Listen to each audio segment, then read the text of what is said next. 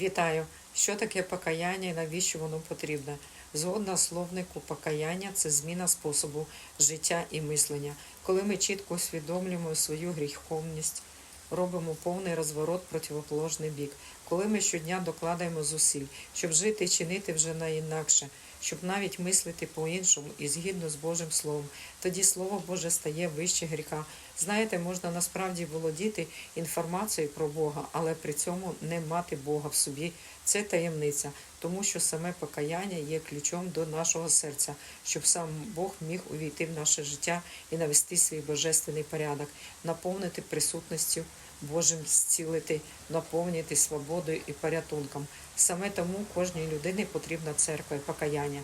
І Слово Боже, щоб народитися згори, отримати шанс порятунку для своєї душі. І запрошую вас щодня в 16:00. Місія Салтана.